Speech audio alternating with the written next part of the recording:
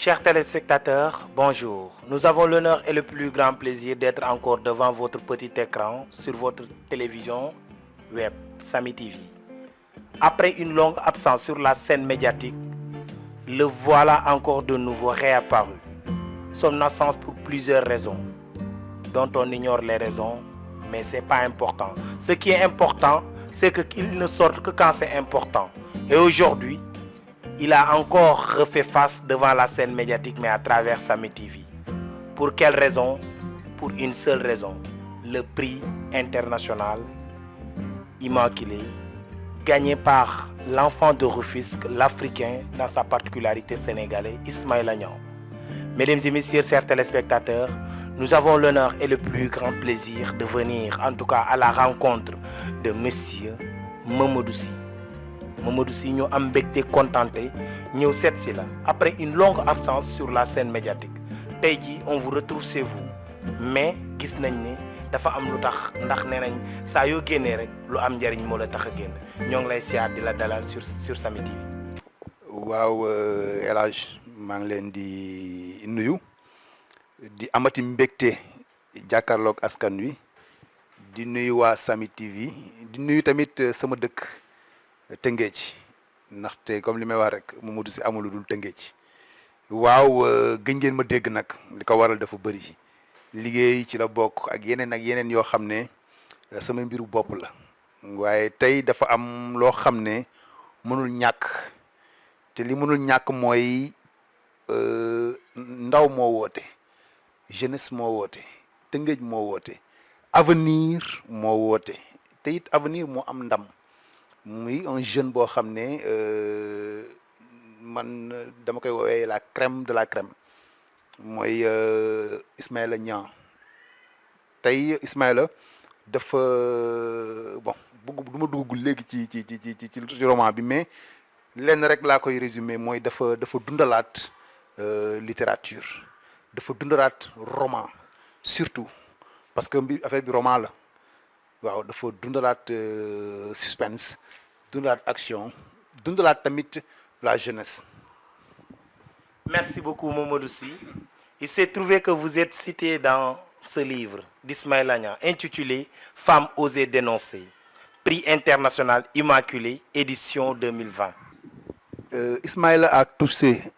en quelque sorte là où cette jeunesse peine à se développer, là où cette jeunesse est perdue aujourd'hui. Ismaïla, à travers son roman, si bien écrit, m'a fait voyager en quelque sorte dans mon paysage. waaw maanaam daf ma indilaat man sama dëkkin te it daf ma révélé encore parce que ñun ba ñuy xale dañu gëmoon littérature parce que moom boo xoolee ni muy bindee nga xam ni que ni boo verbe bi mu yor nga xam ni que ni c'est quelqu'un koo xam ne dafa yàgg lire. Man dañ ma daan imposer ay fiches de lecture sama papa la ko doon imposer bon dañ daan dem cercle Maurice Gueye daan dem bibliothèque tey yooyu yëpp tey dafa disparaître donc tey Ismaïla li mu def nii dafa rëy man dama gis sama bopp ci Ismaïla waaw parce que c'est un jeune boo xam ne tey jii nii lii dafa jafe toog créer benn œuvre parce que œuvre amul fay tey jii nii si ça aurait été dans des pays yoo xam ne xam nañ gëddu littérature xam nañ gëddu œuvre mais Ismaïla tey jii nii première semaine bu livre bi génnee day wàccee katam commencé di décrocher ay contrats et autres mais bon fii nag au Sénégal c'est vraiment dommage ma commencé par le ministre de la culture dem ci ministre de l'éducation nationale xam nga bon képp koo xam ne daal yow yaa ngi laal jàng yaa ngi laal littérature yaa ngi laal culture ñu gën a gëddal création artistique surtout mais it ñu jox tamit gëdd littérature parce que dafa jot tamit ñu gestu leen bon man dama gis sama bopp rek ci li nga xam ne moom la Ismaïla def mais du leneen peut-être jeune la may jeune ñu bokk benn cadre de vie bokk tamit li nga xam ne lu ñu bëgg mooy suñu tëngee jug ci kaw moom mu ngi koy def à travers sa littérature à travers ses œuvres ñun ñu ngi koy def ci beneen forme boo xam ne ku nekk ñu ci gis boppam. Certainement, vous avez longtemps soutenu l'éducation ou bien vous avez eu des relations dans le passé dañu bëgg rek nga wax ñu wala vous avez été touché par la plume de Ismaïla. waaw bon mbir mi jarul xóotal li ma wax rek nee naa leen œuvre amul fay donc soo gisee koo xam ne day jël depuis des années parce que lii du 2 mois du 1 année c'est des années d'écriture de correction de rectification waaw li ma lay xam naa ko bu baax parce que boo gisee mu ñor nii xom parce que lii man liir naa ko dama ko liiraat si laay bu bëgg lire 3e fois si laay doo commencer comprendre li muy wax moom si laay doo commencer comprendre te ba léegi comprendre moom à 100% donc dinaa ko liiraat lire ko ba comprendre en quelque sorte moom li mu bëgg message bi mu bëgg jàllale parce que message dafa bëri ci biir dafa bëri trop waaw bon loolu la rek moo tax tamit ma gis sama bopp ci roman bi ànd ak moom comme jeune c'est un jeune man jeune la un jeune de rien du tout lii tey fierté la fierté tey su ma doon le président de la République du Sénégal dama koy recevoir. boo doon maire dëkk bi nag. non ça c'est autre chose Rufisque amul maire loolu bu dugg ci gàmm yi ma am yoo xam ne doo ma ci dugal ay maire ak ay jéen yooyu ñooñu bon xamuñu luy c'est vraiment dommage parce que c'est un enseignant moo nekk à la tête de la municipalité Daouda Niang. Il n'a pas encore reçu le jeune homme. Enseignant la tey jii nii gars yi dañuy def comme li ma wax rek dañuy def affaire de politicien quoi affaire d'intérêt comme que booy bi ñëwul seet si ma non ça c'est Rufisque lii c'est Rufisque qui gagne. Vous ne pensez pas que puisque vous êtes cité dans le livre, ne pensez-vous pas puisque vous êtes cité dans le livre ayant eu des relations peut-être dans le passé avec Ismaïla Niang, cela même est à l'origine est-ce que ne pensez-vous pas que cela peut être une entrave pour l'adhésion par exemple de certaines autorités locales pour le prix gagné par ce jeune Rufisquois? El Hadj il faut ñu waxante dëgg parce que lii ça n'a rien de politique ça n'a rien de personnel ça c'est un Rufisquois moo ko def te Rufisquois bi tey fu mu mënti dem à travers le monde bu ñu nee Rufisque dañ naan ka mooy maire Rufisque bu ñu nee Rufisque dañ naan ñoo dëkk Rufisque bu ñu nee Rufisque remonté ne Dakar bu ñu nee Dakar remonté ne Sénégal donc tey jii nii avant keneen tey jii prix bi depuis bi mu parce que ça fait des mois bi mu ko jotee génn ñun jot nañu information bu yàgg te amul ku Tëngéej fii ku jotul information bi muy maire parce que fii y a les renseignements généraux même le président de la République est au courant de cela mais bon ça ne les intéresse pas ce qui les intéresse comme li may wax rek mooy toog fële door sa juuti nekk sa kees chaque vendredi nga dem lijjanti say impôt tas bon am yoo xam ne mooy loolu quoi. bëgguma ci di si dugg quoi. ok léegi Mamadou Sy dama bëggoon ñu aborder juste 3 questions dans ce livre Ismaïla Niang nous a parlé de la violence faite aux femmes. Le silence que les femmes subissent dans les foyers, l'immigration clandestine, l'abandon prématuré des enfants, mais aussi le travail spectaculaire de nos agents de sécurité comme la police et la gendarmerie. En tant que jeune écrivain, comment voyez-vous le message qu'il voudrait faire passer ou bien la lumière qu'il voudrait faire élucider dans la cité? Le message est bien passé, est bien écrit même.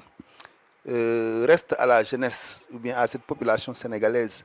d'intercepter ce que Ismaïla veut dire à travers son roman. coow li yëpp loolu la du leneen parce que li muy traité moom la ñu dund chaque jour boo xoolee livre bi dafa jaay boppam femme oser dénoncer boo dee jigéen wala ngay góor wala ngay père de famille boo gisee titre bi rek da ngay am envie xam la moo nekk ci biir roman bi dafa jaay def lii c'est commercial avant tout titre bi c'est commercial boo xoolee tamit image bi ñu utilisé tamit mooy loolu donc pour en revenir ci violence faite aux femmes man comme li may wax rek nee na góor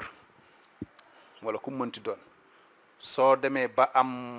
ñàkk ormal bay jàkkaarloog lu mel ni jigéen di ko dóor wala di ko torturer wala di ko def naka su dul noonu dama naan yow des nga lu bëri. parce que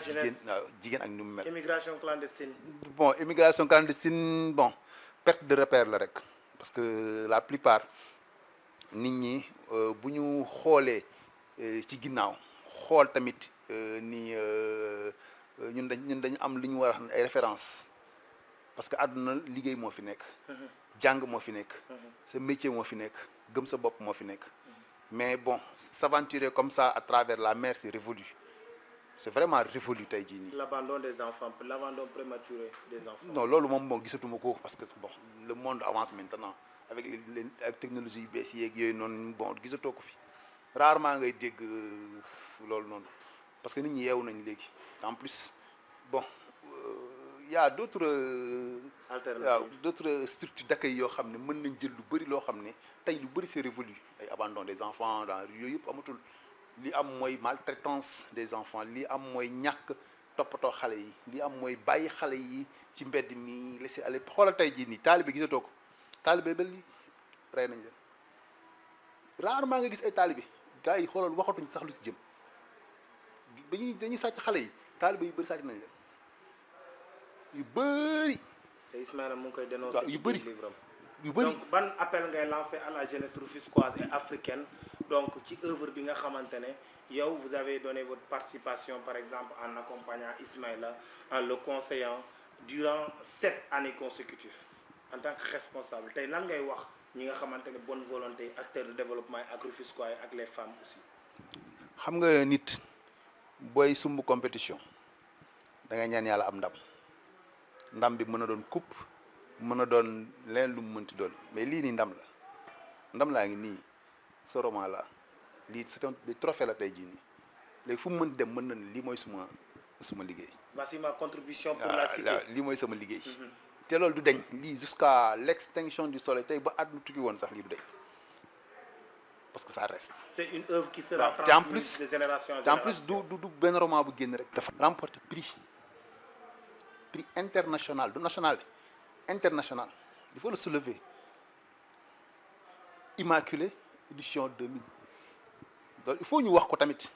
parce que dafa am dem compétition ak ay des milliers d'écrivains mu génn ci lot bi dem ba doon le premier qui gagne affaire boobu noonu donc foofu tamit il faut gars yi recevoir ko mais lancer un appel foofu à travers si net bi aussi moom mooy bon suñu maire yi bu fekkee mën nañ ko recevoir ñu recevoir ko parce que c'est un Rufisquois qui a gagné ça jógee suñu maire yi dem sur le plan national c'est un Sénégalais qui a gagné ça c'est un Sénégalais bu moo def œuvre bii nii te c'est un jeune man c'est mis sur la jeunesse man dama gëm jeunesse gëmuma leneen lu jeunesse parce que Abdou Diouf daan na ko wax donc may wax sama rakk yi di wax sama moroom yi di wax tamit sama mag ñi ne leen seul le travail paye àdduna liggéey rek mooy fay te àdduna dara jaru yàkkamti lu ñor rek boo ko yekkee ku ñam xam ne waaw ñor na wala ñorul donc may profiter waat occasion bi aussi di wax à la jeunesse rufisquoise nañ gëm seen bopp te dafa jot il est temps que cette jeunesse s'impose te lii nii c'est un exemple que les jeunes doivent suivre jeunes yëpp dañu war a suivre lii nii parce que yombul c'est pas du tout facile mais quelqu'un l'a fait donc si quelqu'un peut le faire vous aussi vous pouvez le faire waaw te ñun tamit incha allah waa avenir loolu lañ bëgg à travers avenir Rufisque Mamadou Sy bëgg na jël Tëngéej teg ci loxoom chaque jour mu changer ko. Ok. Merci beaucoup. Il nous rappelle souvent que l'impossible n'est pas rufisquois, l'impossible n'est pas à celui qui croit. Donc, pour avancer, il faut toujours y croire. Et qu'aujourd'hui, parmi tant d'autres Africains, Ismaïla s'est identifié à travers ce prix remporté, prix international Immaculée édition 2020. Mesdames et messieurs, chers téléspectateurs, jeunesse africaine, jeunesse du monde. le savoir est la lumière de l'humanité. Et Ismaïla Niang, à travers cette œuvre, en dénonçant, oui, parce que seule la dénonciation peut faire naître la justice, parce que sans la dénonciation, il n'y aura pas d'action. Et ce livre, je vous dis,